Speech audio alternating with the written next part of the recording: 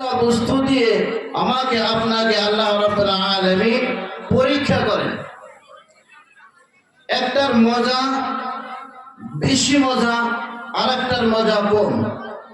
কিভাবে উদাহরণ দিয়ে বোঝাই আপনাদেরকে? আমরা ফরমালিন যুক্ত আম নাইবা কলা সবাই খাইছি, তো খাইছি না গো? কে কে খাইছে হাত তুলে দেখাই দেখবার। ফরমালিন যুক্ত আম নাইবা কলা কে কে খাইছে হাত তুলে দেখাই দেবো। তে ফরমালিন যুক্ত আম নাইবা কলার মজা বেশি না গাছ থেকে পাকা কলার বা আমের মজা বেশি? যেটা আমাদের বাড়িতে হয় ওই কলাটার মজা বেশি, তাই না গো? আমার মনে হইতেছে আজকে সবার যে ফরমালিন যুক্ত বস্তু আমরা খাইতে খাইতে আমরা ফরমালিন মুক্ত হয়েছে নাকি? খারাপ মনে করবেন না ইনশাআল্লাহ। দেখেন আপনাদের সম্মুখে কত সুন্দর সুন্দর জায়গা, যদি অন্য জায়গার মানুষ এসে দেখে তাহলে বলে খারাপ করবো। তো আমরা ফাঁকা জায়গাগুলো একটু আগে আগে নেই। আমি আপনাদের পায়ে হাত রেখে বলি ফাঁকা জায়গাগুলো পুরো করেন ইনশাআল্লাহ। আমি বেশি সময় দেব না। আপনাদের সম্মুখে দুইটি মাত্র একটি আয়াত একটি হাদিস তেলাওয়াত করেছি, এরই মাথাতে অল্প সময় বয়ান করবো ইনশাআল্লাহ। আমার বাবাজিরা, আল্লাহ নবী সাল্লাল্লাহু আলাইহি ওয়াসাল্লাম বলে দিলেন, ইন্নাশ শাইতানা ইয়াজরি মিনাল ইনসানি মাজরিদ দাম। আল্লাহ নবী সাল্লাল্লাহু আলাইহি ওয়াসাল্লাম বলে দিলেন, ইন্নাশ শাইতানা ইয়াজরি,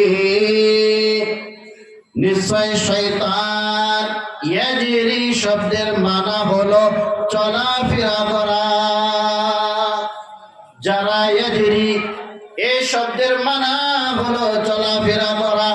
ইন্নাশ শাইতানা ইয়াজরি মিনাল ইনসান, নিশ্চয় শয়তান চলাফেরা করে। ইন্নাশ শাইতানা ইয়াজরি মিনাল ইনসানি মাজরিদ দাম, মানুষের রগের ভিতর দিয়ে। বলুন কথা ঠিক কিনা? আমার বাবাজিরা, যুবক ভাই বন্ধুরা, আপনাদেরকে তো শয়তানে পুশিন দিবে দিবে। কারণ হলো আল্লাহ রাব্বুল আলামিন 1 নম্বর পারা 3 নম্বর সূরার শুরুতে বলে দিলেন, ওয়া ইয ক্বালা রাব্বুকা লিল মালাইকাতি ইন্নী জাইলুন ফিল আরদি খলিফা। চিৎকার মেরে বলুন সুবহানাল্লাহ। আমার আপনার রব ফেরেশতা মণ্ডলীকে ডাকিয়া ডাকিয়া একত্রিত করে বলে, হে ফেরেশতার দল, তোমাদেরকে ডাকিয়া আনলাম, তোমাদেরকে আমি একত্রিত করলাম, তোমাদেরকে আমি আমার সম্মুখে আনায়ন করলাম। তোমাদেরকে আমি একটি কথা বলবো ফেরেশতা মণ্ডলী, দুনিয়ার ভিতরে আমি আল্লাহ রাব্বুল আলামিন এরকম একজন নায়েব বানাইতে চাই, যে নায়েব আল্লাহ এই দুনিয়ার ভিতরে যাওয়ার পরে আমি আল্লাহ রাব্বুল আলামিনের উপাসনা করব, জিকির ও ফিকির করব। তখন ফেরেশতারা বলেছিল, ইয়া বারি ইলাহি, আমরা কি তোমার উপাসনা করি না, ইবাদত বন্দেগী করি না? আল্লাহ রাব্বুল আলামিন বলে দিলেন, হ্যাঁ হ্যাঁ ফেরেশতা, তোমরা তো আমার ইবাদত করো, কিন্তু তোমাদের ইবাদতের দ্বারা আমি আল্লাহ রাব্বুল আলামিন সন্তুষ্ট না। ইন্নী আ'লামু মা লা তা'লামুন। হে ফেরেশতা মণ্ডলী, তোমরা শুনিয়া রাখো, জানিয়া রাখো, তোমরা ফেরেশতারা যা ইবাদত করো, তোমার থেকে দুনিয়ার ভিতরে একদল নায়েব বানাইতে চাই। যে নায়েব এই দুনিয়ার ভিতরে একজন নায়েব যখন সিজদা দেয়, সারা ফেরেশতাদের ইবাদত এবং আমার একজন বান্দার সিজদার ইবাদতের থেকে বেশি। সুবহানাল্লাহ বললেন না? ফেরেশতারা বলল, হে বারে ইলাহি, আমরাই তো আপনার ইবাদত করি।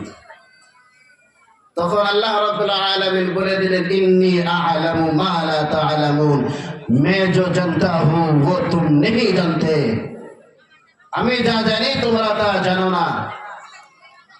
তো দুনিয়ার ভিতরে আল্লাহ রাব্বুল আলামিনের দরবারে যখন এই জমিনের ভিতরে সিজদা দেয় একজন গুনাহগার বান্দা, মাটিতে যখন সিজদা দেয়, আল্লাহ রাব্বুল আলামিন এত খুশি হয়ে যায়, এত খুশি হয়ে যায় যে খুশির দরুনে ফেরেশতাদেরকে ডাকিয়া বলে, হে ফেরেশতা মণ্ডলী, তোমরা শুনিয়া রাখো, জানিয়া রাখো, এই বান্দা সিজদা দিছে কার জন্য? আমি আল্লাহকে দেখছে? কয় না না না, আপনাকে দেখে নাই। আমার নবীকে দেখেছে? না, আপনার নবীকেও দেখে নাই। জান্নাত দেখেছে? না, দেখে নাই। জাহান্নাম দেখেছে? না, দেখে নাই। তখন আল্লাহ রাব্বুল আলামিন বলেন, হে ফেরেশতা মণ্ডলী, তোমরা ওই কঠিন কিয়ামতের কথা স্মরণ করো, যে কঠিন কিয়ামতের দিন ইয়া নফসি করতে করতে ময়দানে মাহশরের ভিতরে মানুষ হাবুডুবু খাবে, নিজের ঘামের দরুন হাঁটু পানি হবে, কোমর পানি হবে। ওই পানির ভিতরে চিন্তিত হতে হবে না, তোমরা সাক্ষী থাকিও এই বান্দাকে আমি তার গুনাহ থেকে মাফ করে দিব। সুবহানাল্লাহ বলো। আমার বাবাজিরা, আপনাদের সম্মুখে আমি ছোট্ট একটি আয়াত তেলাওয়াত করেছিলাম। আল্লাহ রাব্বুল আলামিন বলেন, ওয়ালা তাহিনু ওয়ালা তাহজানু ওয়া আনতুমুল আ'লাউন ইন কুনতুম মুমিনিন। আমার মা বোনেরা, বাবাজিরা, আমার যুবক বন্ধুরা, গভীর মনোযোগ দিয়ে শুনবেন, দিনের কান লাগিয়ে শুনে যান। আল্লাহ রাব্বুল আলামিন আমাকে আপনাকে শুধুমাত্র একটি শর্ত দিলেন, যদি আমি আপনি এই একটি শর্তের উপরে চলতে পারি, দুনিয়া এবং আখিরাতে দুইটার ভিতরে আমাকে আপনাকে কোনো ধরনের চিন্তিত হতে হবে না বন্ধু। আল্লাহ রাব্বুল আলামিন বলে দিলেন, ওয়ালা তাহিনু ওয়ালা তাহজানু, তোমরা চিন্তিত হওয়া লাগবে না, তোমরা ভয়ভীত হতে হবে না। ওয়া আনতুমুল আ'লাউন, তোমাদের মাথায় তো সবের উপরে থাকবে। চিৎকার মেরে বলুন সুবহানাল্লাহ। আমার আপনার মাথা আল্লাহ রাব্বুল আলামিন জানিয়ে দিয়েছে, হে মুমিন, হে মুমিনা, তোমাদের মাথায় তো সবের উপরে থাকবে, তোমাদের মাথায় তো সবের উপরে থাকবে, তোমরাই তো তোমাদের দরজায় তো সবের উপরে থাকবে। শর্ত হলো একটা। শর্ত কয়টা? শর্ত হলো একটা। ওই শর্তের নাম হলো ইন কুনতুম মুমিনিন। আল্লাহ রাব্বুল আলামিন বলে দিলেন, তোমরা যদি কি করতে পারো? ঈমান আনতে পারো, মুমিন হতে পারো। এই মুমিনের সিফত বলতে গিয়ে কয়েকটি সিফত আল্লাহ নবী সাল্লাল্লাহু আলাইহি ওয়াসাল্লাম বলে দিলেন। এক নম্বর ঈমান, এক নম্বর সিফত হলো লিকুল্লি শাইইন আলামুন ওয়া আলামাতুল ঈমান আস-সালাহ। লিকুল্লি শাইইন আলামুন ওয়া আলামাতুল ঈমান আস-সালাহ। যারা আমি আপনি মুমিন হব, মুমিনের সিফত রেখে আমার আপনার হাবিব সাল্লাল্লাহু আলাইহি ওয়াসাল্লাম বলে দিলেন, লিকুল্লি শাইইন আলামুন ওয়া আলামাতুল ঈমান আস-সালাহ। দুনিয়ার ভিতরে আমার আপনার হাবিব এত সুন্দর করে ঘোষণা করে দিলেন, প্রত্যেকটা বস্তুর নমুনা রয়েছে, প্রত্যেক প্রত্যেকটা বস্তুর নিশান রয়েছে। যেরকম নাকি আজ এই জলসার নিশান হলো, এই জলসার ভিতরে একটি প্যান্ডেল থাকতে হবে, একখানা মাইক থাকতে হবে, একখানা স্টেজ থাকতে হবে, কয়েকখানা লাইট থাকতে হবে, শ্রোতা থাকতে হবে। এর নামই হলো ধর্মসভা। চিৎকার মেরে বলুন কথা ঠিক কিনা? আমার বাবাজিরা, ওটা আল্লাহ নবী সাল্লাল্লাহু আলাইহি ওয়াসাল্লাম বলে দিলেন, লিকুল্লি শাইইন আলামুন। দুনিয়ার ভিতরে প্রত্যেকটা বস্তুর একটি একটি করে নিশানা রয়েছে। আর ঈমান বলার নিশান হলো ওয়া আলামাতুল ঈমান আস-সালাহ। মুমিনের সিফত হলো নামাজ। আমার আপনার হাবিব সাল্লাল্লাহু আলাইহি ওয়াসাল্লাম যে সময় একদম ইন্তেকালের সময় এসে যায়, আমার আপনার নবী সাল্লাল্লাহু আলাইহি ওয়াসাল্লাম সাহাবায়ে কেরাম রিজওয়ানুল্লাহি তাআলা আলাইহিম আজমাইন গণের কাঁধের উপরে হাত রাখিয়া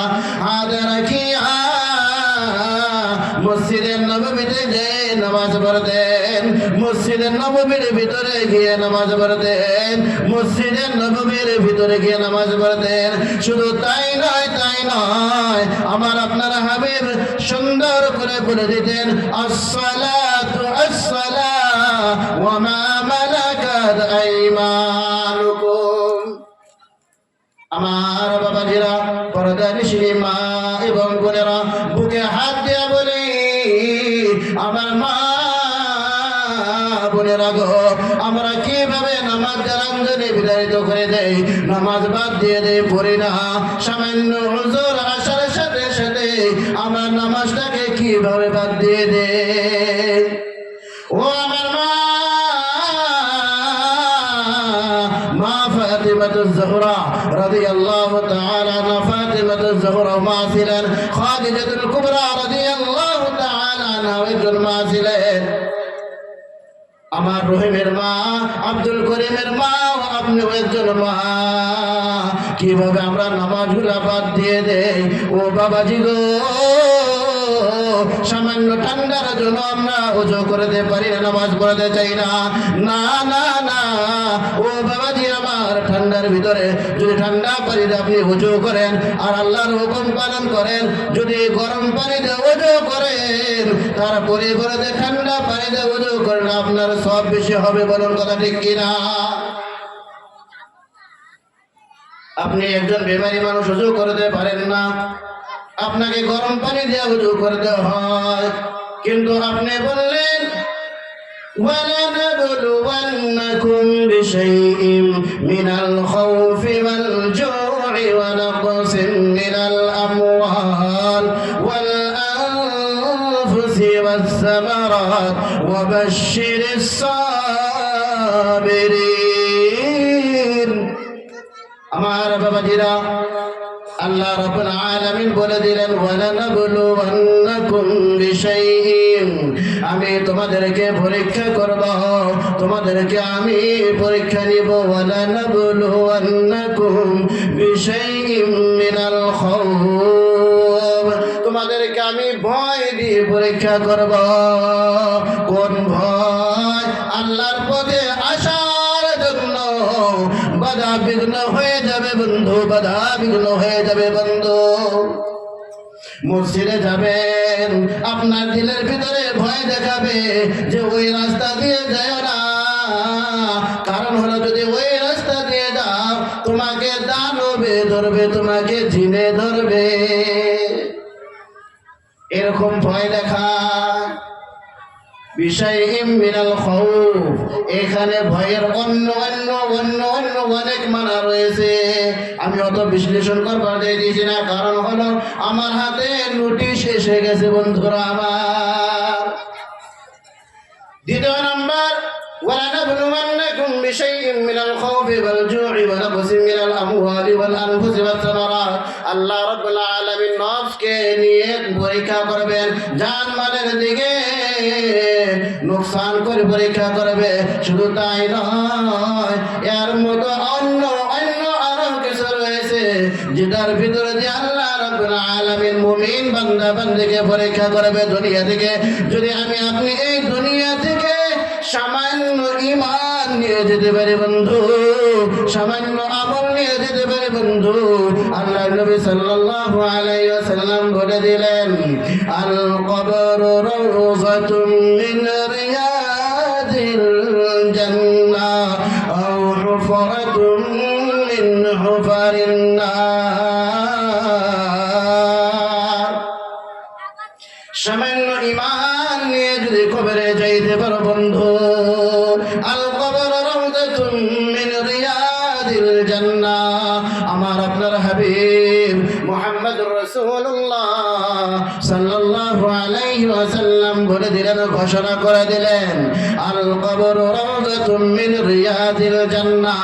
কবর হলো জান্নাতের নিয়ামতের ভিতর থেকে একটি নিয়ামত। রাওযাতুম মিন রিয়াদিল জান্নাহ আও হুফরাতুম মিন হুফারিন নার, অথবা জাহান্নামের গর্তের মধ্য থেকে একটি গর্ত। যদি আমি আপনি দুনিয়ার আমল ঠিক মতো করে যাইতে পারি বন্ধু, যখন আমি আপনি মরে যাব, মরার সাথে সাথে আল্লাহ রাব্বুল আলামিন ওই কবরের ভিতরে ফেরেশতা ডাকিয়ে আনবে। যখন মুনকার নাকির প্রশ্ন করবে, মান রাব্বুকা ওয়া মা দীনুকা ওয়া মান নাবিয়ুকা, আমাকে আপনাকে যখন প্রশ্ন করবে ফেরেশতা, যদি আমার আপনার আমল ঠিক হয়ে যায়, আল্লাহ রাব্বুল আলামিনের বান্দাকে কবরে শোয়ানোর সাথে সাথে ওই বান্দার মুখ থেকে বাইর হয়ে যাবে, আমার সাথে সবাই বলুন, রাযীতু বিল্লাহি রাব্বা ওয়া বিল ইসলামি দীনা ওয়া বিমুহাম্মাদিন নাবিয়্যান ওয়া রাসূলা সাল্লাল্লাহু আলাইহি ওয়াসাল্লাম। আমার বাবাজিরা, আমার মা বোনেরা, যদি দুনিয়ার ভিতরে আমল ঠিক থাকতে পারে, যখনই মারা যাবে বন্ধু, ওই মুনকির নাকির কোন সওয়াল করার সাথে সাথে আমার আপনার মুখ দিয়ে দোয়া বের হয়ে যাবে। তখনই বারগাহে ইলাহির দরবারে ডাকিয়া বলবে, ইয়া রাব্বে করিম, ইয়া আল্লাহ। যখন আপনার বান্দাকে আমি ডাকতে গেলাম, যখন আপনার বান্দাকে আমি ডাকতে গেলাম, আমি প্রশ্ন করলাম, তোমার বান্দার মুখ থেকে এত সুন্দর কথা বাইর হয়ে গেল, তোমার বান্দার মুখ দিয়ে এত সুন্দর কথা বাহির হয়ে গেল, যে কথার উত্তরে বলে দিল, রাযীতু বিল্লাহি রাব্বা ওয়া বিল ইসলামি দীনা ওয়া বিমুহাম্মাদিন নাবিয়্যা। আল্লাহ রাব্বুল আলামিন ডাক দিয়ে বলবে, ও ফেরেশতা, ওই বান্দা কিংবা কত ওই বান্দিকে আরামের বিছানায় শোয়াইয়া দাও। শুধু তাই নয়, জান্নাতি নিয়ামত ওই কবরের ভিতর পাঠাইয়া দাও। বলুন সুবহানাল্লাহ। আমার বাবাজিরা, আমার মা বোনেরা, পর্দা নিশিনী মা এবং বোনেরা, আমি একদম সংকীর্ণ করতেছি, যদি আমি আপনি এই আমলগুলা করতে পারি, আল্লাহ রাব্বুল আলামিন আমার আপনার কবরটা বানাবে জান্নাতের মধ্য থেকে একটি জান্নাতের টুকরা। আর যদি আমলবিহীন হয়, আও হুফরাতুম মিন হুফারিন নার, কবরের ভিতরে যখন প্রশ্ন করবে, তখন আমার মুখ দিয়ে বাইর হয়ে যাবে, লা আদরি লা আদরি লা আদরি। তৎক্ষণাৎ আমাকে আপনাকে কবর চেপা মারিয়া দিবে। আমার বাবাজিরা, তবে আমি অনুরোধ করি, দেখেন, দুনিয়া সিজনুল মুমিন ওয়া জান্নাতুল কাফির, দুনিয়াটা মুমিনদের জন্য কয়েদখানা এবং যারা মুশরিক তাদের জন্য হয়েছে জান্নাতের খানা। কিন্তু যদি আমি আপনি সামান্য আমল করতে পারি, এই দুনিয়াটা আমার আপনার জন্য নাজাতের জরিয়া হবে, নাজাতের জায়গা হবে ইনশাআল্লাহ।